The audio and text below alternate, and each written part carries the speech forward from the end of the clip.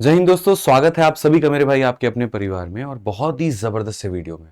एक ऐसी वीडियो जिसका इंतज़ार लगभग सभी लोगों को था और यहाँ पर काफ़ी सारे बच्चों के मेरे पास में मैसेज आ रहे थे, कॉन्स्टेंटली कमेंट आ रहे थे कि सर अंतिम के 50 दिनों में स्ट्रैटेजी हमारी क्या होनी चाहिए? किस तरीके से हम पढ़े कि सीजल 2025 को हम भेद पाएँ और एक कम समय के अंदर में बढ़िया स्कोर हम कर पाएँ? कौन-सी चीज़ें हमें करनी चाहिए और कौन-सी चीज़ें नहीं करनी चाहिए? कितनी वीडियोज़ देखनी चाहिए? मॉक टेस्ट हमें कितना लगाना चाहिए? और कब-कब मॉक टेस्ट लगाना चाहिए, ये सारी बातें जो आपके मन में घूम रही थी, उन सब का जवाब मैं इस वीडियो के माध्यम से देने वाला हूँ। तो वीडियो को शुरू से लेकर के अंत तक देखिएगा ताकि ये 45 दिनों में कोई ऐसी गड़बड़ी करने से आप बच जाएँ और क्या पता मेरे भाई जो बच्चे बॉर्डर पर हों, वो बॉर्डर के पार चले जाएँ, वो सिलेक्शन ले पाएँ यहाँ पे। ठीक है? तो ये वीडियो बहुत ज़रूरी है, वीडियो को शुरू से लेकर के अंत तक देखना। तो सबसे पहले अगर हम बात करें यहाँ पर तो मैं थोड़ा अपने बारे में बता दूँ मेरे भाई यहाँ पर, हमने एसएससी के कई सारे एग्ज़ाम्स क्रैक किए हैं जिनमें सीजल 2019 एक पेपर रहा, जिसमें हमने मैथ्स में, इंग्लिश में, रीजनिंग में, सब में हमने मेरे भाई 50 में 50 स्कोर किया। सीएचएसएल के भी पेपर में हमारा 50 में 50 स्कोर रहा। सीजीएल के मेंस में मेरा मैथ्स का स्कोर 227 था मेरे भाई 200 में, ये नॉर्मलाइज़ स्कोर था क्योंकि हमारा पेपर बहुत ही ज़्यादा कठिन था। इनफैक्ट खुद सीएचएसएल में हमारा जो रैंक रहा है वो 114 रहा है, इसलिए एक सिलेक्शन का अच्छा खासा अनुभव है और इस अनुभव के आधार पर न सिर्फ हम आपको मैथ्स की रणनीति बता पाएँगे, बल्कि हम मैथ्स के साथ-साथ इंग्लिश, जीएस और रीजनिंग के भी परफेक्ट स्ट्रेटजी हम आपको बताने में बहुत मदद करेंगे क्योंकि हम उन रास्तों से होकर के गुजरे हैं, हमें वो सारी अड़चनें पता हैं और उनसे उभरना कैसे है, निकलना कैसे है, हमें वो भी पता है। सिर्फ मैथ्स के हम यहाँ पर जो है विशेषज्ञ नहीं बने मेरे भाई, हमें सारे सब्जेक्ट में हमने हमेशा पूरे में पूरे नंबर हमने प्राप्त किए हैं और आज भी शायद अगर हम किसी पेपर को देने जाएं 10 दिन की तैयारी हमें चाहिए रिविजन करने के लिए, कर करके हम आराम से पेपर को क्रैक कर सकते हैं। तो उस एक्सपीरियंस के आधार पर हम आपको आज शेयर करने वाले हैं, तो बातों को सुनिएगा, समझिएगा और ज़रूर मानिएगा। ठीक है? तो इस वीडियो के अंदर में हम क्या-क्या पहले तो बात करने वाले हैं, जो हमारे महत्वपूर्ण डेट हैं उसके ऊपर में, फिर सिलेक्शन की प्रक्रिया के ऊपर में, फिर जो कट ऑफ है उसको थोड़ा एक बार एनालाइज़ करेंगे कि भैया क्या ट्रेंड रहा कट ऑफ का? वैकेंसी के बढ़ने से कट ऑफ बढ़ी है, कम हुई है, क्या रहा है? फिर डेली का जो स्टडी प्लान है मेरे भाई यहाँ पर, वो क्या होना चाहिए आपका? ठीक है? उसके बाद में अगर बात करें तो मैथ की स्ट्रेटजी आपका क्या रहेगा? मैथ्स के बाद में रीज़निंग की स्ट्रेटजी क्या होगी? एकदम सब्जेक्ट वाइज़ स्टडी पर चलेंगे। रीज़निंग के बाद में मेरे भाई इंग्लिश की सेपरेट स्ट्रेटजी क्या होगी? जीएस की हमारी सेपरेट स्ट्रेटजी क्या होगी? ठीक है? और ये चारों सब्जेक्ट पढ़ने के बाद में जो आप मॉक टेस्ट देते हो, तो बच्चे आपका मॉक में स्ट्रेटजी क्या होगा? इसके ऊपर में भी हम चर्चा करेंगे। फिर बाद में जो कॉमन डाउट्स होते हैं मेरे भाई यहाँ पर, हम वो कॉमन डाउट्स भी डिस्कस करेंगे। डाउट्स में डबल बी नहीं आएगा मेरे भाई, सिंगल बी आएगा, वो स्पेलिंग मिस्टेक है, थोड़ा इग्नोर मारना उसको। ठीक है? तो अगर हम बात करें तो सबसे पहले देखो तुम्हारे पेपर का जो डेट है वो आ चुका है और उसमें जो एप्लीकेशन तुम्हारा शुरू हो रहा है फॉर्म भरने का, वो 9 जून से मेरे भाई यहाँ पर 4 जुलाई तक चलेगा। लगभग काफ़ी सारे बच्चों ने फॉर्म भर दिया होगा और कुछ अभी भर ही रहे होंगे, थोड़ी-मोड़ी पेपर्स उनके आने के यहाँ पर डिले होगा। जैसे वो आएगा, मतलब जैसे किसी का कास्ट सर्टिफिकेट आना बाकी है, किसी का मेरे भाई डिग्री आना बाकी है, तो आते ही बच्चे काफ़ी सारे फॉर्म भरना शुरू कर देंगे। इसके ऊपर में हमने सेपरेट वीडियो भी बना दिया था कि ओटीआर के ऊपर में भी, आधार ऑथेंटिफिकेशन के ऊपर में भी और फॉर्म कैसे भरे उसके ऊपर में भी। तो जिन्होंने वो वीडियो नहीं देखा है, वो टाइटल का नाम और साथ में आदित्य रंजन ऐड कर देना, यूट्यूब पर आ जाएगा, आप देख लेना, आपको स्टेप बाय स्टेप जो है गाइडेंस आपको मिल जाएगी। ठीक है? जो आपका परीक्षा होने वाला है आपको भली-भाँति पता है, 13 अगस्त से लेकर के 30 अगस्त तक आपका प्री का पेपर होगा और जो मेंस होगा वो दिसंबर में होगा। यानी इस बार आपके पास में दोनों पेपर की क्लैरिटी है। तो रणनीति कुछ ऐसी बनाओ कि जिससे मेरे भाई शुरू से ही तैयारी कर रहे हैं, तो दोनों पेपर की तैयारी हो जा रही है। इस बात को ध्यान में आपको रखना है। ठीक है? साथ में जो सिलेक्शन का प्रोसेस है, जिससे हो सकता है काफ़ी लोग रूबरू हों और कुछ 5-10% रूबरू ना हो, तो उन्हें हम बता दें, जिस सीजल के पेपर का आप फॉर्म भरने का सोच रहे हैं और तैयारी करने का सोच रहे हैं, उसमें टोटल 2 टियर होते हैं। टियर 1 जो होता है वो मेरे भाई यहाँ पर क्वालिफाइंग होता है। उसके अंदर में 4 विषय होते हैं, math, English, reasoning, GS. 200 number का आपका पेपर होता है और वो क्वालिफाई करना होता है। और टियर 2 जो होता है वहीं 4 सब्जेक्ट आ जाते हैं, लेकिन 390 नंबर का पेपर होता है, उस पर मेरिट आपकी बनती है। इसके साथ-साथ आपको एक टाइपिंग का टेस्ट देना होता है मेरे भाई, ताकि बहुत सारे पोस्ट ऐसे हैं जहाँ टाइपिंग में मैंडेटरी हो जाता है, उसके नंबर तो नहीं जुड़ते, वो सिर्फ और सिर्फ क्वालिफाइंग होता है। और टाइपिंग के साथ में फिर उसके बाद में आपका बाद में डॉक्यूमेंट वेरिफिकेशन होता है, सारी प्रक्रिया होती है। यानी अगर हम बात करें यहाँ पर, तो कुल मिलाकर के ये जो प्रोसेस है कुछ इस प्रकार से मेरे भाई यहाँ पर है। ठीक है? कि आप आराम से पेपर देंगे, पेपर देने के बाद में मेरे भाई आपका जो है बढ़िया तरीके से टाइपिंग ये हो जाएगा, मतलब टाइपिंग वाइपिंग सारा हो जाएगा। फिर उसके बाद में आपका पोस्ट प्रेफरेंस आता है, फिर फाइनल रिजल्ट हो गया, फिर डीवी मेडिकल और लास्ट में आपकी ज्वाइनिंग हो जाती है। तो ये कुछ प्रक्रिया इस प्रकार से होती है। अब लोगों के मन में ये होता है कि सर आपने कहा टीयर 1 यानी 2 बार पेपर हमको देना है, एक बार हमको प्री का पेपर देने सेंटर पे जाना होगा और एक बार हमको मेंस का पेपर देने जाना होगा। प्री का पेपर 200 नंबर का होता है सर उसमें, तो उन 200 नंबर की पूरी कहानी क्या है? तो थोड़ा हम आपको इतिहास दिखाते हैं। बात है 2022 की, जब 36,000 पद आए थे, उस समय इतनी वैकेंसी थी। उस समय थोड़ा कट ऑफ देख लो, यूआर की कट ऑफ 114 गई थी, ओबीसी की कट ऑफ 114 गई थी, ईडब्ल्यूएस का कट ऑफ 102 गया था और एससी एसटी के इतने गए थे। और 36,000 की वैकेंसी देख करके कुछ लोग तो ऐसे थे जो यूपीएससी का तैयारी छोड़ करके सीजीएल में कूद गए, बैंकिंग का तैयारी छोड़ करके सीजीएल में कूद गए और वो भी आ गए, लेकिन उसके बाद भी कट ऑफ पर बहुत प्रभाव नहीं पड़ा। और 114 एक बहुत ही मतलब अपने आप में इतिहास में कम माने जाने वाली कट ऑफ थी। जो हम बात करें अगर, तो इतनी कट ऑफ कभी कम गई ही नहीं थी क्योंकि वैकेंसी इतनी ज्यादा थी। तो लोगों को लगा कि वैकेंसी बढ़ेगी तो कट ऑफ कम जाएगा, लेकिन ये मेरे भाई 2024 तक आते आते पूरा सिनेरियो ही बदल जाता है। कारण है मेरे भाई, मैं वो भी बताऊंगा। तो 2022 के बाद में आप जब 2023 में आते हैं, वहीं 114 का माइंडसेट जो बच्चा लेकर के चल रहा था, उसने सोचा कि कोई बात नहीं, अगली बार वैकेंसी कम आएगी तो कट ऑफ क्या हो जाएगा, 5-10 नंबर ही तो बढ़ेगा, ज्यादा से ज्यादा 120 जाएगा, 130 जाएगा। लेकिन वो सारे सपने एकदम धाराशायी हो जाते हैं 2023 तक आते आते। जब एसएससी घोषणा करती है 8,415 पद की वैकेंसी की, और उस समय सीधा आसमान छूता है कट ऑफ। यूआर की जो कट ऑफ है वो 150 चली जाती है। उसके बाद में यहाँ पर ओबीसी की कट ऑफ 145, ईडब्ल्यूएस की कट ऑफ 143। यहाँ पर जो कभी यूआर की कट ऑफ होती थी उससे ज्यादा एसटी की कट ऑफ जाने लगी। और कब है? 2023 में। तब लोगों का दिमाग ये खुला कि यार प्री जो है बेशक दिखने में क्वालिफाइंग है, लेकिन स्कोर इसमें तगड़ा मारना पड़ेगा, नहीं तो एंट्री नहीं होगी, और एंट्री नहीं होगी तो मेंस नहीं देंगे, मेंस नहीं देंगे तो सिलेक्शन नहीं होगा। लोग बेतहाशा मेहनत करते हैं, बढ़िया एकदम माहौल रहता है पूरा का पूरा। लेकिन जैसे 2024 आता है और 18,000 पदों की घोषणा होती है, वो लोगों को लगता है वाह मौज की बात आ गई यहाँ पर। अब इतना तो तय है कि वैकेंसी बड़ी है तो कट ऑफ 150 से नीचे जाएगी। अलग अलग लोग यूट्यूब पर वीडियो बनाने लगते हैं, कोई 135, कोई 140, ऐसे ऐसे कट ऑफ प्रेडिक्शंस करता है। लेकिन जैसे जब फाइनल रिजल्ट आता है और 153 कट ऑफ जब दिखता है, यहाँ पे लोगों के पर खर्चे उड़ जाते हैं। ऐसी कहानी मेरे भाई, समझ ही नहीं आता ये हुआ तो हुआ क्या। हालांकि कुछ इसमें एसएससी की गड़बड़ी थी, लेकिन कुछ ये भी मानना पड़ेगा कि जैसे जैसे वक्त बीता है वैसे वैसे लोगों के पास में कंटेंट अपरंपार होते गया है, एक्सेसिबल होते गया है। एक वक्त था जहां पर सारा हुजूम जो है ऑफलाइन में बैठा होता था, अब वो बच्चा भी धीरे धीरे ऑफलाइन के साथ साथ ऑनलाइन में भी वो बढ़ रहा है। एक सिंगल क्लिक पर वो डिजिटल सम देख सकता है और परसेंटेज 5 टीचर से पढ़ सकता है। और पहले उस परसेंटेज को मेरे भाई पढ़ने के लिए कहीं पर जाकर के उसको पहले फीस देना होता था, या ज्यादा से ज्यादा 2 क्लास की डेमो मिलती थी। लेकिन आज मेरे भाई पूरा का पूरा चैप्टर एक नहीं वो 5-5 टीचर से पढ़ सकता है। तो ये बात भी मानने की आवश्यकता है कि कंटेंट बहुत मिला बच्चों को, रिसोर्सेज मिले तो टैलेंट बढ़ा, और धीरे धीरे एसएससी भी अपना लेवल गिराते गई। तो ऐसे प्रीवियस ईयर पर अगर वो क्वेश्चन लेगी तो बच्चों को तो रट्टा है, पूरा पूरा जर्रा जर्रा याद है। तो मेरे भाई कट ऑफ यहाँ पर ज्यादा क्यों नहीं जाएगा, क्यों बच्चे ज्यादा स्कोर नहीं करेंगे? या तो ये होता कि हम जैसे बच्चे मेहनत कर रहे हैं, पढ़ रहे हैं, तो एसएससी को भी क्वेश्चंस के लेवल बदलने थे, लेकिन उन्होंने वक्त रहते ये काम नहीं किया, और नहीं किया तो यही कारण था कट ऑफ बढ़ने का।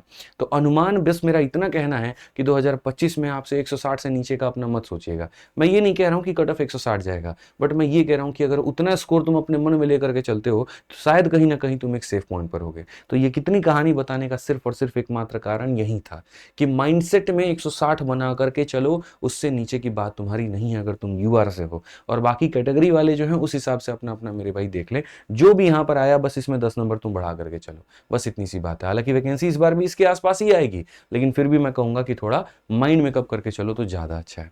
इनमें अगर आप ये सोचते हैं कि मुझे अगर एमईए में जाना है, मुझे सीएसएस में जाना है, मुझे इनकम टैक्स में जाना है, तो कितना स्कोर करना पड़ेगा? किसी वक्त में एमईए में जाने के लिए जनरल वालों को मेरे भाई यहां पर 344 नंबर लाने पड़ते थे, ठीक है। तो वही 2023 में आते आते 331, लेकिन 24 में जाओगे तो 390 नंबर में 362 नंबर, इतना अगर तुम मेंस में स्कोर करते हो तब जाकर के तुमको ये पोस्ट मिलती है। सीएसएस मेरे भाई अभी 2 लड़के बैठे हुए हैं ऑफिस में, इंटरव्यू देने ही आए थे, सीएसएस के हैं, सिलेक्टेड हैं, ज्वाइनिंग कर ली, फर्स्ट सैलरी आ गया, मिठाई खिलाने आए थे भाई यहाँ पर। अभी हमने जब उनसे बात की बताया, उन्होंने 81,000 रुपए का सैलरी हमको मिला है सर। सोचो उस 81,000 की सैलरी के लिए उसको कितनी मेहनत करनी है। जब भी 2022 में उसको 331 नंबर पर वो पोस्ट मिल सकता था, आज मेरे भाई यहाँ पर उसी पद को पाने के लिए उसको 353 नंबर लेकर के आने पड़ रहे हैं। तो मैंने क्या कहा कि वीडियो को शुरू से अंत तक देखो, क्योंकि मैं सारी जानकारी सटीक बताऊंगा। तो इसीलिए पहली बात, तैयारी करने के पहले इस माइंडसेट को बनाना पड़ेगा कि वो तैयारी कितनी जोरदार करनी है। ठीक है, भागना है, लेकिन वो कितना तेज भागना है ये अभी तुमको डिसाइड करना पड़ेगा यहाँ पे। अगर चाह रहे हो सिलेक्शन लेना, चाह रहे हो एक अच्छा पद लेना, तो माइंड मेकअप ये करना पड़ेगा कि प्री तो एक छोटी सी पड़ाव है, असली मछली तो मेरे भाई जो मेन मेरा टारगेट है वो तो मेरा मेंस है, और मेंस के लिए मुझे बहुत अच्छा स्कोर करना पड़ेगा, मुझे बहुत तगड़ा नंबर लेकर के आना पड़ेगा, तब जाकर के मेरी कहीं ना कहीं पर बात बनेगी। अन्यथा बस उस भीड़ में हम गायब हो जाएंगे और हाथ में बस एक निराशा लेकर के घूमते रहेंगे और कुछ नहीं होगा। जिस डिस्ट्रिक्ट इंस्पेक्टर की आप बात करते हो, जिसकी इतनी भौकाल है, 2022 में मेरे भाई जब 1100 पद थे, इतनी वैकेंसी थी, तब 322 की कट ऑफ। 23 में आते आते इसकी खुद की वैकेंसी मेरे भाई क्या हो जाती है, आप अगर यहां देखो तो इसकी खुद की जो वैकेंसी है मेरे भाई कहां गया, यहां पर इसकी खुद की वैकेंसी डबल हो जाती है, लेकिन उसके बाद कट ऑफ में बहुत ज्यादा फर्क नहीं पड़ता, 310 जाता है। आते आते 2024 में 2600 वैकेंसी आई, लेकिन देखो कट ऑफ भी कितना बढ़ गया, वैकेंसी बढ़ी लेकिन कट ऑफ बढ़ गया, 350 पर जाकर के ये बात लगी थी। हालांकि नॉर्मलाइजेशन का इसमें बहुत बड़ा खेल था, लेकिन जरूरी नहीं है ना कि हर बार नॉर्मलाइजेशन इतना बड़ा गेम करी जाए, इसीलिए बढ़िया से बढ़िया स्कोर करो ताकि बढ़िया से बढ़िया पद मिले और बढ़िया बढ़िया शहर में मिले, इस बात की जानकारी यहां रखो। ये पूरा पीपीटी का जो पीडीएफ है वो हम अपने maths by Aditya Ranjan Telegram पर डाल देंगे, वहां से जाकर के इसके आप इसकी पीडीएफ को जो है वो डाउनलोड कर लेना, ताकि एक लगभग एक आइडिया हो जाए, लगभग एक चीज आपको पता चल जाए कि मुझे फलाने पद को टारगेट करना है और मैं फलानी कैटेगरी से हूं, तो पिछले के ट्रेंड को देखते हुए आप ये समझ पाए कि इस बार आपको कितने नंबर लाने पड़ेंगे, तब जाकर के बात बनेगी। नहीं तो फिर वही है, पढ़ता तो हर कोई है, नौकरी कुछ ही लोगों को मिलती है, वो हम नहीं चाहते कि यहां पर आपके साथ में हो। ठीक है, तो अल्टीमेट हमने मेरे भाई एक बनाया है स्ट्रेटजी कि आप 60 नहीं 50 डेज में, 50 दिनों में यहां पर कैसे आप अपने उस पद के करीब पहुंच सकते हैं, उस मंजिल के करीब पहुंच सकते हैं, कैसे उसे प्राप्त कर सकते हैं। इसके लिए मेरे भाई यहां पर जो है 2-3 बातों का ध्यान रखना है कि पहले आपके एकेडमिक बैकग्राउंड क्या रहे हैं, आपका स्टडी प्लान और टाइम मैनेजमेंट कैसा है, और साथ में मेरे भाई यहां पर जो रिसोर्स आप चूज करते हैं वो किस तरीके से चूज करते हैं, ये सारी बातें यहां पर। तो इसको देखते हुए अगर आप मेरे से सिंपल एक बात पूछे कि गुरुजी सरल भाषा में बता दो कि कितना घंटा पढ़ने से मेरा सिलेक्शन हो पाएगा, तो मैं तुमसे एक ही बात कहूंगा मेरे भाई, कम से कम यहां पर 9 घंटे की सेल्फ स्टडी और उसके बाद में 1 घंटे का मॉक टेस्ट, यानी 10 घंटे पर तुम्हारी बात बनने वाली है। तो अगर आपके 110 से 120 नंबर के बीच में आ रहा है आपका मार्क्स, तो मेरे भाई आपको ये फॉलो करना ही पड़ेगा, आप इसमें कुछ नहीं कर सकते। ठीक है, अब इसके साथ में हम चलते हैं कि सर मैथ्स, रीजनिंग, जीएस और इंग्लिश, इनके सेपरेट स्ट्रेटजी क्या होंगे, कितने घंटे हम पढ़ेंगे, कौन कौन से टॉपिक्स को हम कितना टाइम देंगे तो हमारा मैक्सिमाइज हो पाएगा स्कोर, इसके बारे में हम अलग अलग करके जानते हैं। तो सबसे पहले हम बात करते हैं यहाँ पर मैथ्स की स्ट्रेटजी के बारे में कि क्या ऐसी रणनीति हो जिसमें आपका प्री में मेरे भाई 50 में 50 हो और मेंस में भी आपके 90 में 90 हो, किस तरीके से आप यहाँ पर फॉलो करें कि आप मैक्सिमाइज कर पाए अपने स्कोर को। तो इसको करने के लिए पहले आपको मेरे भाई थोड़ा सा ट्रेंड समझना पड़ेगा कि प्रीवियस ईयर का ट्रेंड रहा क्या है। कहीं पर किसी भी अगर हम यात्रा को तय करते हैं, कहीं हमारी कोई मंजिल होती है ना, तो पहले हम समझते हैं कि यहाँ पर रूट क्या है, उसमें साधन क्या मौजूद है, हम कैसे जा सकते हैं, तब उसके बाद वो सफर का मजा भी आता है। तो आपको ये समझने की आवश्यकता है कि जो पहले के ट्रेंड रहे मेरे भाई यहाँ पर, वो ट्रेंड क्या थे, कौन कौन से चैप्टर से कितने क्वेश्चन पूछे गए थे और क्या था। तो सबसे पहले बात करें परसेंटेज को, अगर हम सीजल 2024 के प्री की बात करें तो परसेंटेज के जितने भी मतलब पेपर हुए थे, जितने भी शिफ्ट हुए थे, उसमें परसेंटेज के 33 क्वेश्चन आए थे। यानी अगर हम बात करें यहां पर तो उसको शिफ्ट से हम डिवाइड कर दे तो लगभग एक क्वेश्चन के करीब में हर एक शिफ्ट में पूछा गया था। प्रॉफिट लॉस की अगर हम बात करें यहां पर तो हर शिफ्ट में लगभग लाभ और हानि के 2 सवाल पूछे गए थे। सिंपल इंटरेस्ट का लगभग हर शिफ्ट में 1 सवाल था। रेशियो प्रोपोर्शन मेरे भाई यहां पर लगभग हर जो है 1.5 शिफ्ट मतलब 1.5 क्वेश्चन, मतलब ऐसे मान करके चलो एक बच्चे में नहीं आया 2 में आ गया, इस तरीके वाली कहानी हो गई यहाँ पे। ठीक है, मतलब हर एक बच्चे में एक से ज्यादा ही आप ये मान करके चलो। ठीक है, पार्टनरशिप भी हमारा हो गया, मतलब किसी में आया किसी में नहीं आया। पूरे सीजल के पेपर में पार्टनरशिप के सिर्फ 2 ही क्वेश्चन आए थे, आप ये मान करके चलिए। अब चाहे वो कोई भी शिफ्ट हो, ठीक है, यानी ये टॉपिक उतना इंपॉर्टेंट नहीं है पेपर पॉइंट ऑफ व्यू से, लेकिन बाकी सारे टॉपिक्स का अच्छा खासा वेटेज है यहाँ पर। ठीक है, तो जैसे मानो कोई बच्चा है, कम समय है उसके पास में, और वैसे में वो ये 1-2 टॉपिक स्किप भी करना चाहता है, तो स्टूडेंट एनालिसिस को देख करके वो स्किप कर सकता है यहाँ कि हाँ सर हम किस तरीके से यहाँ पर हम इसको छोड़ पाए। मेंस में भी हमने ऐसे ही यहाँ पर आपको देख लीजिए, मेंस में अगर हम बात करें तो 2 शिफ्ट में आपका पेपर हुआ, 5 सवाल आए थे, यानी लगभग 2.5 क्वेश्चन का मेरे भाई वेटेज यहाँ पर रहा है। लाभ और हानि के 4 सवाल आए थे, यानी हर एक शिफ्ट में 2-2 सवाल। तो इस तरीके से आप एनालाइज कर सकते हो कि कौन से टॉपिक पे ज्यादा ध्यान देना है, कौन से टॉपिक पे कम ध्यान देना है, और कौन से टॉपिक को छोड़ करके भी आप जा सकते हैं, किस पे आप रिस्क भी उठा सकते हैं। जैसे अब थोड़ा सा यहाँ पर हम आपको हिंट दे दें, अब सिंपल इंटरेस्ट और कंपाउंड इंटरेस्ट को आप मिला करके देख लो मेरे भाई, यहाँ पर आपका एक क्वेश्चन आ रहा है तो आप इसको पढ़ करके जा सकते हो, लेकिन एवरेज का अगर हम देखें यहाँ पर तो इसका जो वेटेज है वो थोड़ा कम है, आप इसको स्किप भी मार सकते हो वहां पे। वहीं पर अगर आप एडवांस मैथ में जब चले आओ तो आप देखो नंबर सिस्टम जरूरी है मेरे भाई, सिंप्लीफिकेशन जरूरी है, आपका ट्रिग्नोमेट्री जरूरी है, लेकिन हाइट एंड डिस्टेंस का मेरे भाई क्वेश्चन नहीं है, तो इसको इतना पढ़ने की कम समय में आवश्यकता नहीं है। ठीक है, क्योंकि प्री में आप 190 लेकर के आओ, 160 लेकर के आओ, अगर क्वालिफाई करते हो तो बात बराबर पड़ती है। सारा का सारा खेल मेंस में जाकर के पलटता है। मेंस में अथक मेरे भाई आपके पास में 3 महीने यानी 90 दिन का वक्त होगा, उसमें जितना खींचना होगा, जितना पढ़ना होगा, वो सारी कसर तुम वहां पर पूरी कर लेना, बस इसको ध्यान रखना। एक यहां पर देखो डीआई का मेरे भाई यहां पर अच्छा खासा लगभग हर शिफ्ट में 4 सवाल है आपका, तो आप इसको भी स्किप नहीं कर सकते हैं, ये ध्यान रखिए। ज्योमेट्री के आपके 4 से 5 सवाल है, आप इसको स्किप नहीं कर सकते हैं। कठिन हो या सरल हो फर्क नहीं पड़ता, सवाल तो इसके आते हैं, बना करके आपको जाना पड़ेगा। तो ये छोटी सी बातें हैं जो आपको ध्यान रखनी है। इसके अलावा कुछ ऐसे टॉपिक हैं जो कहते हैं ना, देखन में छोटन लागे घाव करे गंभीर, वही वाली बात है। कुछ ऐसे टॉपिक है, जब मैंने एनालाइज किया बच्चों के मॉक टेस्ट के रिजल्ट को, जिस प्लेटफॉर्म पर वो देते थे उनका डेटा हमारे पास में था, जब हमने समझा वहां पर, तो हमें पता चला कि ये छोटे छोटे ऐसे टॉपिक हैं जो बच्चे का मेरे भाई आज से 1 साल पहले भी वीक था और आज भी ये वीक है। सवाल आ जाए तो सबसे पहले स्किप इन्हीं को करता है। और वो कौन कौन से टॉपिक है? रेस सर्कुलर मोशन है, इंस्टॉलमेंट है, इलेक्शन है, बेईमान दुकानदार है, रिलेटिव स्पीड है, अलजेब्रा में 3b वाला फॉर्मूला हो गया, 3 वेरिएबल वाला, e cube c cube -3 abc वाला, direct common tangent, transverse common tangent, alternate days का कंसेप्ट हो गया, वेटेड एवरेज का कंसेप्ट हो गया, सक्सेसिव परसेंटेज हो गया और एलिगेशन हो गया। मैथ्स में ये टॉपिक सारे के सारे ऐसे हैं जिससे एसएससी ने बढ़िया बढ़िया क्वेश्चंस पूछे हैं, ठीक है। और बच्चा सोचता है क्या जरूरत है इस पे फोकस करने की, तो ये गलती मत करना। तुम्हारे लिए इतनी मेहनत करके लेकर के आए हैं तो इसका लाभ जरूर उठाना और कोशिश करना कि इन टॉपिक्स को चाहे यूट्यूब से या एप्लीकेशन से कवर कर सको तो कवर जरूर करना दोस्त यहाँ पे, ठीक है। तो मैथ्स में 90 में 90 लाने की जो रणनीति है वो किस चीज पर आधारित, अब समझिए। यहां पर आपको सबसे पहले कंसेप्ट बहुत गहरा बनाना पड़ेगा।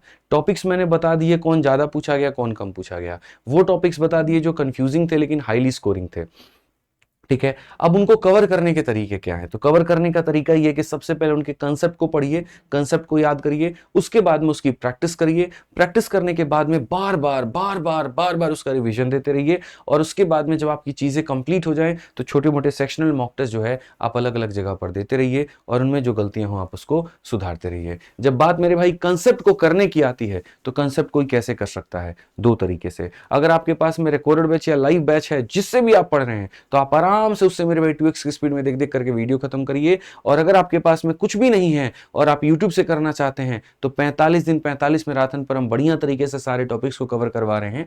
कंसेप्ट लर्निंग का काम आप वहां से करिए। हर एक टॉपिक के ऊपर में जिस तरीके से मैंने ट्रेंड आपको दिखाया उसी ट्रेंड को सिंक करके हम क्लासेस में क्वेश्चन करवा रहे हैं। जिसकी महत्वता ज्यादा है उससे उस तरह के सवाल, जिसकी इंपॉर्टेंस कम है उसमें उस तरह के क्वेश्चंस, ताकि 45 क्लासेस के माध्यम से हम बच्चों का पूरा गणित जो है वो रिवाइज करवा पाए। उसी तरीके से रिकॉर्डेड बैच के अंदर में हमने पूरा डेप्थ लेवल में पढ़ा रखा है। मानो कोई बच्चा ऐसा है 45 डेज 45 मैराथन के 3 क्लासेस के परसेंटेज से वो सेटिस्फाई नहीं हो पाया, उसको लगता है इतने में तो मेरा कुछ हुआ ही नहीं, समझ ही नहीं आया, बट मुझे इस टॉपिक को डिटेल में पढ़ना है और ऐसा जिससे मेरा प्री और मेंस दोनों का काम हो जाए, तो उसको फिर वहां पर वेट नहीं करना चाहिए, उसको शिफ्ट कर जाना चाहिए रिकॉर्डेड बैच में। तो यही बात मेरे भाई यहां पर हमने आपसे कहा है कि मेरे भाई अगर आपको पढ़ना है तो पढ़ने के लिए यूट्यूब की 45 डेज 45 मैराथन जो रैंकर्स गुरुकुल यूट्यूब चैनल पर हम चला रहे हैं रात 8:30 बजे, और अगर आपको डेप्थ में जाकर के शुरू से प्री और मेंस का सारा करना है तो आपका ये मैथ्स का वीओडी बैच जो है इससे बेहतर और रामबान कुछ भी नहीं। अनगिनत सिलेक्शन इसने दिए हैं पूरे भारत में, हर एक विभाग में,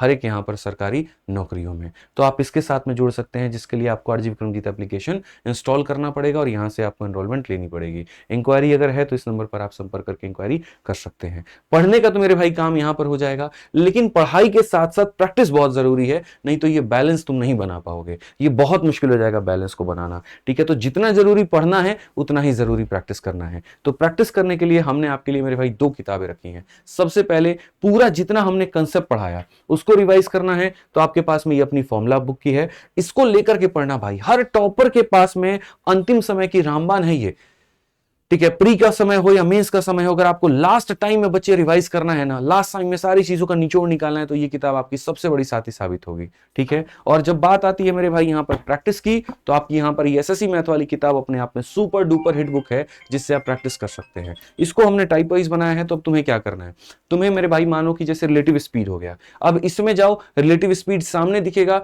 जाकर के उसके क्वेश्चन लगा लो। मैंने कहा अलजेब्रा के 3b वाले क्वेश्चन, 3 वेरिएबल वाले, एसएससी मैथ की ये टाइप वाइज वाली बुक में जाओ और जाकर के इससे क्वेश्चन लगा लो। इनफैक्ट जो भी टॉपिक तुम्हारा थोड़ा कमजोर है उसके हर एक टाइप के 4-4 5-5 सवाल मेरे भाई 10-10 सवाल लगा लो। पूरे के पूरे 50 क्वेश्चंस लगाने की तुम्हें नीड नहीं है। यही मेरे भाई यहां पर फायदा कराएगी तुम्हारा। अब ठीक है। बाकी बुक्स में क्या है, मिक्स दिए हुए हैं, समझ ही नहीं आता है, प्रैक्टिस ही नहीं कर पाओगे, मोटी किताब देख करके डर जाओगे कि पेपर में 50 दिन में इसे कवर कैसे करें। अरे मैं खुद कह रहा हूं इसे तुम कवर नहीं कर पाओगे, क्योंकि मैंने इसमें लिखा है इसको खत्म करने के लिए 101 दिन चाहिए। लेकिन अगर सारे टॉपिक के सारे क्वेश्चंस ना लगा करके उसके 30-30% हम क्वेश्चंस लगाना शुरू कर दें तो बड़े आसानी से 50 दिन में इसको निपटाया जा सकता है। तो ये आप कर सकते हैं वहां पे, ठीक है। तो पढ़ लीजिए आराम से अपने बैचेस से जो भी आप कर रहे हैं, रिवीजन के लिए फॉर्मूला बुक और प्रैक्टिस के लिए मैथ्स की एसएससी मैथ किताब। इससे ज्यादा और कुछ नहीं करना है, डेली 3 घंटा का समय देना है और बस इसी तरीके को अपनाना है। फिर देखिए आपका गणित कैसे नहीं सुधरता है, ठीक है। कैलकुलेशन पर भी साथ के साथ काम करते रहिएगा और कैलकुलेटर को अवॉइड करिएगा। अब मैथ्स के बाद हम बात करते हैं रीजनिंग के बारे में। देखिए रीजनिंग एक ऐसा टॉपिक है जो हाईली स्कोरिंग होता है, ठीक है। लेकिन कुछ इसके अंदर में ऐसे हैं मेरे भाई यहां पर टॉपिक्स जिस पे ध्यान देने की जरूरत है, ताकि उस हाईलिंग स्कोरिंग को आप मुकम्मल कर पाओ। हाईलिंग स्कोरिंग है तो सही, लेकिन सबके नहीं आ रहे ना, प्रॉब्लम यही तो हो रही है यहाँ पे, क्योंकि लोग ट्रेंड नहीं समझ पाते, लोग ये नहीं जान पाते पढ़ना क्या है और छोड़ना क्या है। तो ये हम आपको यहाँ बताते हैं। अगर हम बात करें यहाँ पर तो रीजनिंग के ये जो टॉपिक्स हैं इनके ऊपर में एक्सटेंसिव प्रैक्टिस करके जाना, बहुत गहन लेवल के अध्ययन करके जाना, जिसमें आपका सीरीज हो गया, मिसिंग नंबर हो गया, अनालॉगी हो गया, सिलोगिज्म हो गया, क्लॉक कैलेंडर हो गया, ब्लड रिलेशन हो गया, कोडिंग डिकोडिंग हो गया, क्लासिफिकेशन हो गया। ये सारे टॉपिक्स बच्चों ऐसे हैं यहाँ पर जो हाईली प्रैक्टिस करने वाले हैं और इनके कम से कम इतने इतने इतने इतने क्वेश्चंस मेरे भाई आप यहाँ पर जरूर लगा लेना, ईमान करके चलना मेरे भाई। यहाँ पर थोड़ा सा हम आपको ट्रेंड इनका चैप्टर वाइज दिखा देते हैं क्या है। जैसे अगर हम रीजनिंग में बात करें ब्लड रिलेशन को लेकर के, तो कुल मिलाकर के 36 क्वेश्चन हुए थे और 36 शिफ्ट थे, यानी प्री में हर एक शिफ्ट में ब्लड रिलेशन का एक क्वेश्चन जरूर मौजूद था। और मेंस में हर एक शिफ्ट में कितने क्वेश्चन मौजूद थे, 2 क्वेश्चन मौजूद थे। ऐसे ही अगर आप कोडिंग डिकोडिंग की बात करते हो, आप कोडिंग डिकोडिंग का वेटेज देखो मेरे भाई, यहाँ पर 3-3 क्वेश्चन लगभग हर एक शिफ्ट में प्री में, और मेंस में लगभग यहाँ पर हर एक शिफ्ट में 2.5 क्वेश्चन। तो इस तरीके से आप यहाँ देख सकते हो कि किसको पढ़ के जाना है, किसको छोड़ के जाना है। जैसे वेन डायग्राम को आप स्किप भी कर सकते हो, लेकिन आप यहां पर ऑड वन आउट को बिल्कुल भी यहां पर स्किप नहीं कर सकते, आप कोडिंग डिकोडिंग को स्किप नहीं कर सकते, आप अल्फाबेट सीरीज को स्किप नहीं कर सकते, आप अनालॉगी को स्किप नहीं कर सकते हो। ये पढ़ना ही पड़ेगा आपको। तो ये मैंने कहा, फिर से कह रहा हूं, ये सारी पीडीएफ जो है मैथ्स बाई आदित्य रंजन वाले टेलीग्राम पर आपको मिल जाएगी, वहां से आप देख लेना। जिस तरीके की इंपॉर्टेंस प्रीवियस ईयर में रही है लगभग वैसी ही रहेगी, क्योंकि वेंडर स्ट्रीम है आपका, ठीक है।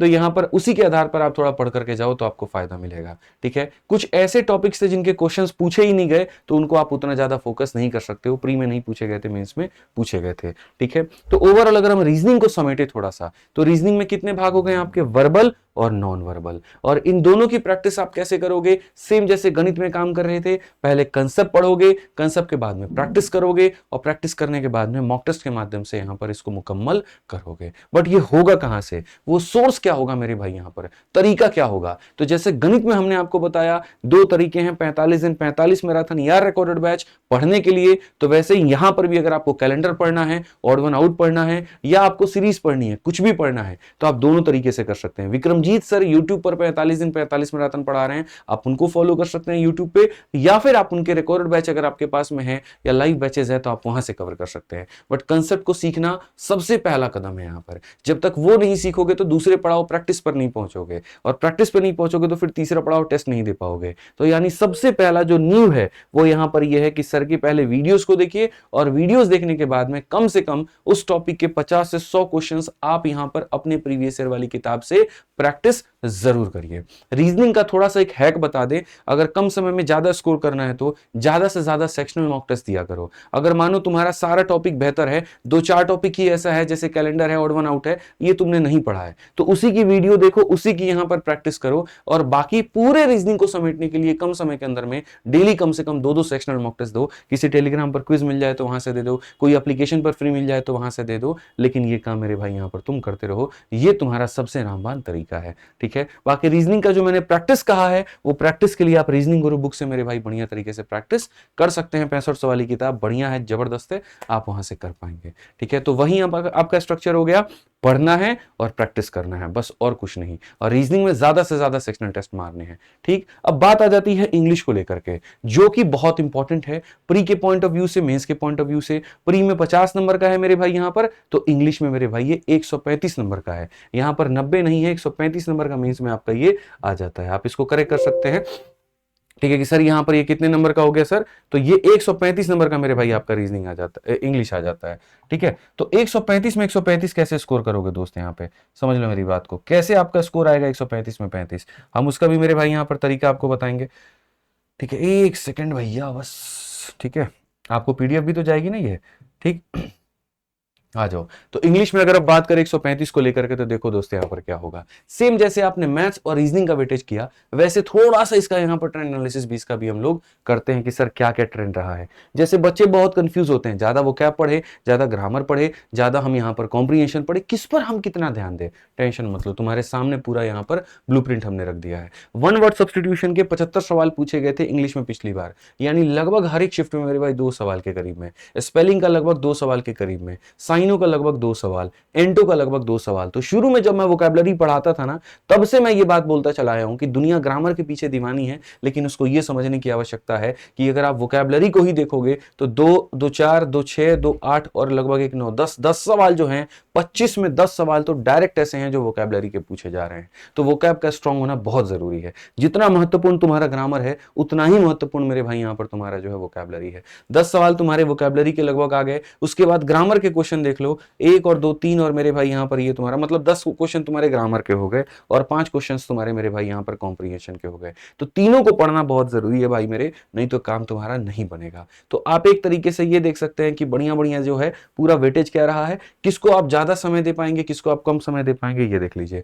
अब जैसे क्लोज टेस्ट मेरे भाई पिछली बार आया था, लेकिन आरसी नहीं आया था, कॉम्प्रिहेंशन नहीं आया था, तो क्लोज टेस्ट की ज्यादा से ज्यादा प्रैक्टिस करो। ठीक है, जिस तरीके से कर सकते हो वीडियो देख करके, प्रैक्टिस करके किताबों से, उस तरीके से करो, लेकिन उसको स्किप करके मत जाना। तो अल्टीमेट यहां पर इंग्लिश के आपके 3 भाग, ग्रामर, वोकैबुलरी, कॉम्प्रिहेंशन। वोकैब में आपको पता ही है, साइनो एंटो हो गया, वन वर्ड हो गया, ईडीएम हो गया मेरे भाई यहां पर, ठीक है, और मिस स्पेल्ड वर्ड हो गए।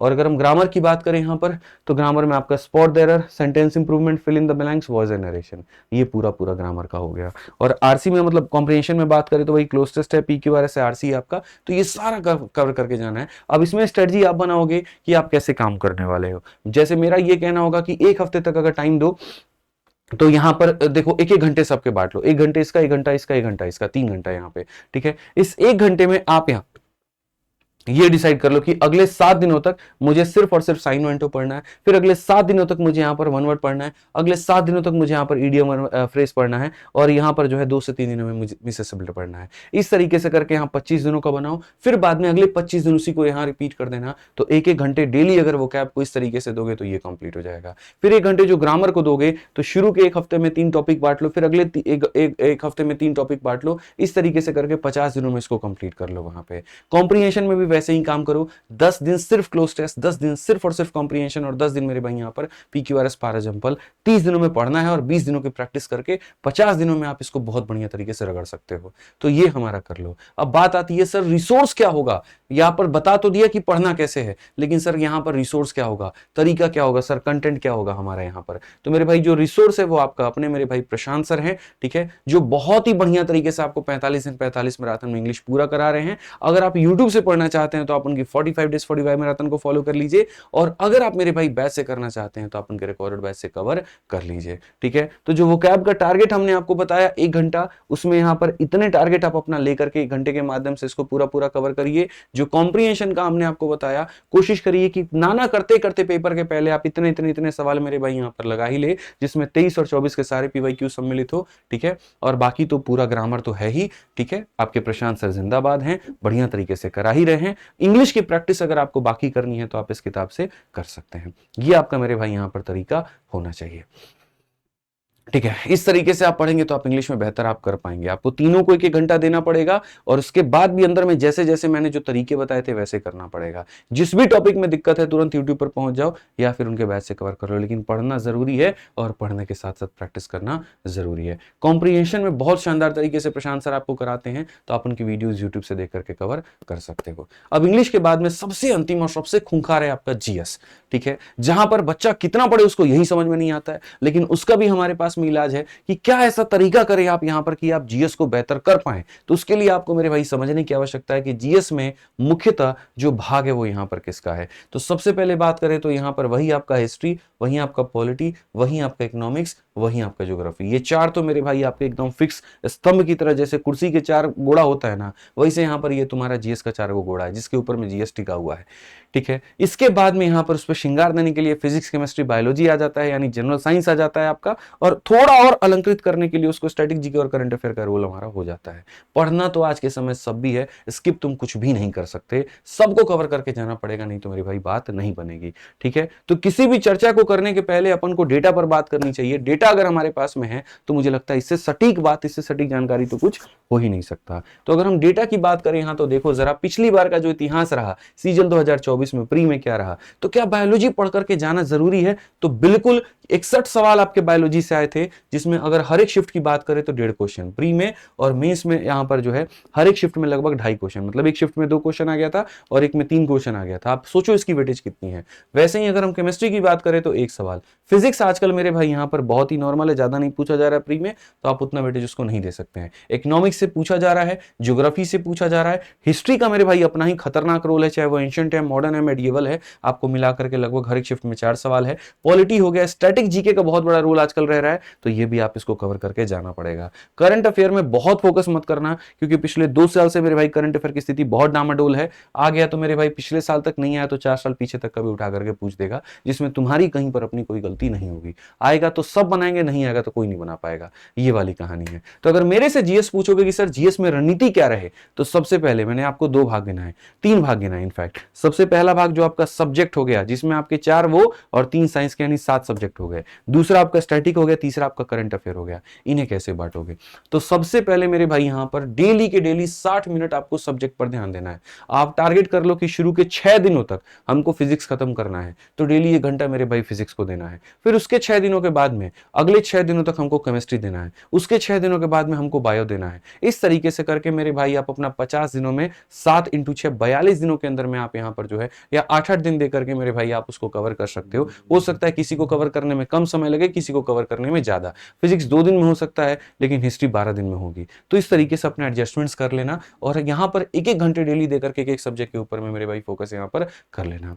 इसके बाद में अगर स्टैटिक तुम्हारी बिल्कुल खत्म है तो उसको 1 घंटा दो, लेकिन अगर बात थोड़ी नॉर्मल है कि हाँ पहले से भी पढ़ा हुआ है, तो 30 मिनट डेली देने से तुम्हारा काम यहां पर बन जाएगा। उसी तरीके से 30 मिनट मेरे भाई यहां करंट अफेयर पे तुम्हें देना ही पड़ेगा, तब जाकर के तुम्हारी बात बनेगी। ठीक, और ये पढ़ोगे जितना, उतना ही जरूरी तुम्हारा इसका क्वेश्चन लगाना भी है। इसीलिए जरूरत हो तो जैसे द विनर्स नाम का एक यूट्यूब टेलीग्राम चैनल है, उसके ऊपर में डेली जो है वहां पर क्विज हो रहे हैं। तो द विनर्स नाम का मतलब अच्छा है, टेलीग्राम मैंने देखा बढ़िया है, तो आप वहां पर जाकर के आप वहां पर क्विज अप्लाई कर सकते हो। वहां पर बहुत बढ़िया तरीके से क्विज कराए जाते हैं जीएस के, तो उसको फॉलो कर लो। उसके पैरेलल और भी काफी सारे टेलीग्राम्स है, वहां पर भी जाकर के आप मेरे भाई क्विज की प्रैक्टिस कर सकते हो। ठीक है, इसमें यहां पर 2 जो चीजें हैं, देखो सब्जेक्ट का तो आपको पता ही है क्या क्या पढ़ के जाना है, लेकिन स्टैटिक और करंट में जब हमने बच्चों से बात की, जब हमने प्रीवियस ईयर के ट्रेंड्स को देखा, तो ये स्टैटिक के ऐसे टॉपिक है जो ज्यादा पूछे गए थे, और करंट के ये टॉपिक है जो ज्यादा पूछे गए थे। इसकी स्क्रीनशॉट लेकर के रख लो, इसको पहले खत्म करना, इसके बाद में तुम्हारी अपनी जो मन की इच्छा होगी, जो मन की मंशा होगी, उसको कर लेना, कोई दिक्कत नहीं, लेकिन इसके बिना पेपर देने मत जाना। ठीक है, तो इस बात का मेरे भाई यहां पर तुमको ध्यान में रख करके चलना पड़ेगा। साथ में जितनी जीएस की हमने चीजें बनाई, इसी के आधार पर हमने आपकी जीएस की शिवास्त्र वाली किताब बनाई है, कि कम समय के अंदर में बच्चे को पूरा स्कोर अगर कुछ करा सकती है, तो आपकी जीएस की अपनी शिवास्त्र वाली किताब है। ये जो शिवास्त्र की किताब है, ये ऑलरेडी 3 in 1 है। इसके अंदर में थ्योरी है जो आपको चाहिए पढ़ने के लिए, क्वेश्चन है प्रैक्टिस करने के लिए, वो भी मिल जाएगा, और 1 लाइनर भी आपको यहां पर मिल जाएगा। ये 3 in 1 वाली जो किताब है, आपके लिए सबसे बड़ी समय रामबाण साबित होगी आपके पेपर में, और सेंटर के बाहर निकल करके बोलोगे सर मजा आ गया। जिस तरीके से रेलवे विज्ञान हमने बनाई और रेलवे वालों को कम समय में बहुत हिट मारा उसने, वैसे ही यहां पर शिवास्त्र एसएससी वालों को बहुत फायदा पहुंचाने वाली है, और बहुत ही कम कीमत पर मौजूद है। आपको 1000 रुपए नहीं देने, 900 रुपए आपको नहीं देने।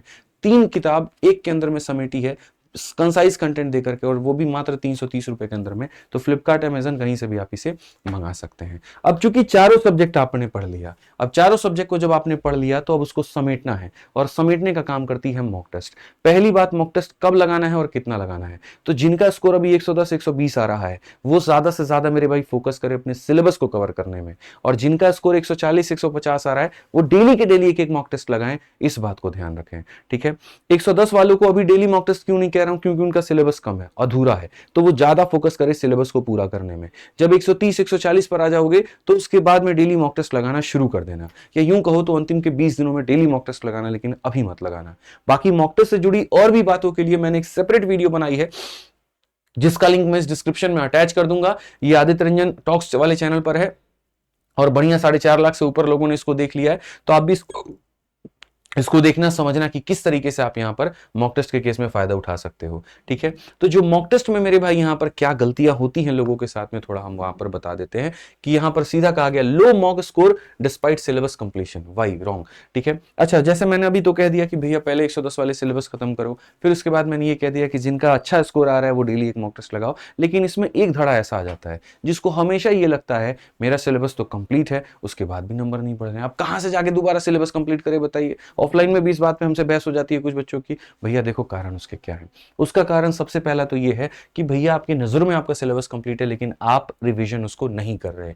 आपके दिमाग में ये तो है कि ऑल्टरनेट कंसेप्ट मुझे आता तो है, ढंग का 2 सवाल देते तो आप वहां पर नहीं पड़ जाएंगे। आपको ये पता है कि अच्छा मेरा फिजिक्स बहुत शानदार है, एक न्यूमेरिकल अगर हम आपसे पूछ ले तो हालत खराब हो जाएगी। तो ये सिलेबस कंप्लीट करना ना के बराबर वहां हो जाता है। इसी वजह से कभी आपका कोई चैप्टर का गलती होता है, आज अगर अलजेब्रा गलत हो रहा है तो अगली बार ट्रिगो में गलती निकलेगी, कभी ट्रिगो गलत होगा तो अगली बार परसेंटेज गलत होगा। और इसको सुधारने का एक ही तरीका है, वो है सिर्फ और सिर्फ रिवीजन। जिन नोट्स को पढ़ा आपने उसको दोबारा से पढ़ना शुरू करो, जहां से प्रैक्टिस की आपने मेरे भाई वापस से प्रैक्टिस करना शुरू करो, क्योंकि आपने प्रैक्टिस करना छोड़ दिया है। कभी कभी एक आधा बार कहीं टॉप क्वेश्चन का सीरीज आता है, स्पेशली ये काम रिपीटर लोग करते हैं, बस उसको देख लेंगे, कलम नहीं चलाएंगे, मर जाएंगे लेकिन प्रीवियस ईयर नहीं लगाएंगे, वो वाली कहानी है। तो स्कोर कहां से बढ़ेगा बाबू तुम्हारा, बताओ यहाँ पे। ठीक है, तरीकों के साथ में तुम खिलवाड़ कर रहे हो, एक फिक्स तरीका नहीं रख रहे यहाँ पर कि हाँ मेरा मैथ है, फिर रीजनिंग है, फिर इंग्लिश है, फिर जीएस है, एक फिक्स ऑर्डर ऑफ अटेम्प्ट हो तो मेरी बात भी बन जाए, वो बिल्कुल नहीं। और गलती से अगर वो बना भी लो मेरे भाई तो उसके बाद में तुम उसकी एनालिसिस नहीं करते, इसके ऊपर में कभी काम नहीं करते, तो ये भी बहुत गलत बात है।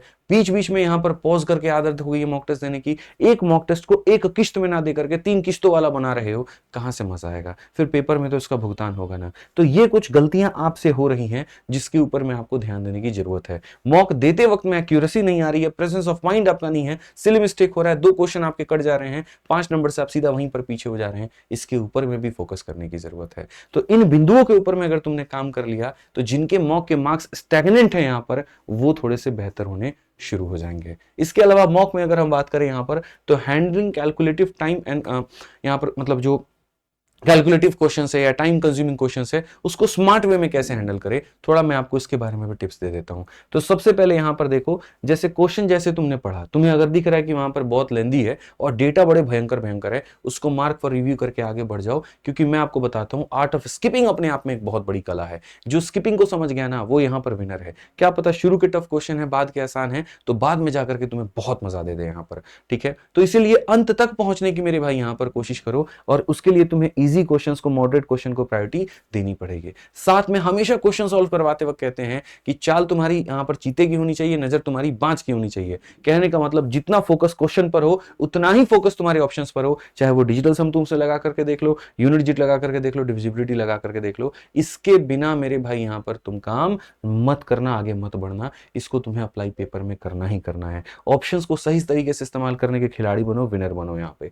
ठीक है, टाइम मैनेजमेंट बहुत जरूरी है, तब जाकर के तुम्हारी ये सारी बातें बन पाएंगे। बाकी मॉक टेस्ट वाली जो वीडियो है उसके अंदर में तो मैंने तमाम बातें जो है वो बता रखी है।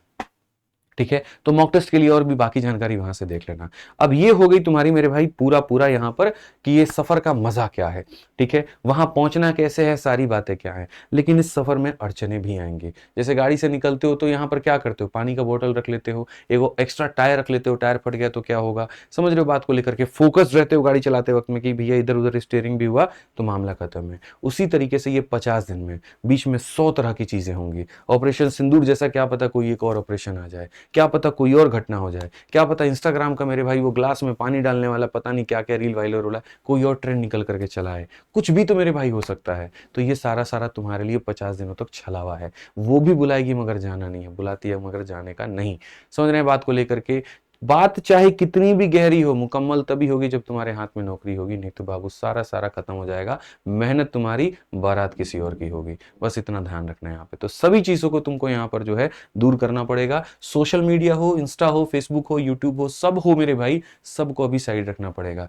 किसने कितना भौकाल काट दिया उसको भी मत देखो, किसने क्या कहा उसको भी मत देखो, सिर्फ और सिर्फ ये देखो तुम्हारे पेपर के लिए जरूरी क्या है। यूट्यूब पर अगर कहीं पर कोई रेगुलर क्लास चल रही है आपके पेपर को ओरिएंटेड लेकर के, उसको देखिए, लेकिन उसको भी 2x की स्पीड पे देखिए, उसमें भी ज्यादा बकैती करने की जरूरत नहीं है। ठीक है, अगर आपको लग रहा है कि यार वो स्लो है, जैसे मैं खुद हूं कि नहीं यार आप थोड़ा और फास्ट कर सकते हैं, आप लाइव मत देखो, बाद में देखो, 2x पे देखो, समय की बचत ही असली बचत है आपकी समय, आप इस बात को ध्यान रख करके चलिए। ठीक है, तो ये ध्यान रखिए, बहुत ज्यादा ग्रुप बकैतों से थोड़ा बच करके रहें। ज्यादा इस समय जो है पंडित लोग बाहर आ जाएंगे, ठीक है, बहुत ज्ञानी लोग बाहर आ जाएंगे। पंडित उनको कहते हैं जो ज्ञान से परिपूर्ण होते हैं, ठीक है, जिनका खुद 2 बार पेपर नहीं हुआ लेकिन तीसरों को बहुत ज्ञान देते हैं, उनसे थोड़ा सा बच के रहें, इसे बाबा लोगों से। ठीक है, कम उम्र के हैं, जोश आपकी तगड़ी है, आपके पास में कभी ऐसा नहीं रहा कि फेलियर वाला ठप्पा लगा हुआ है, तो आप बहुत आसानी से टैकल कर पाओगे, इसीलिए वैसे ग्रुप से थोड़ा बच करके रहो। अपनी सटीक तैयारी पर भरोसा करो, बेहतर जाओगे। मॉक टेस्ट के मार्क कंपेयर करना बंद कर दो, मेरे तो तब इतने आ रहे थे, या मेरे तो 110 ही बन रहे हैं,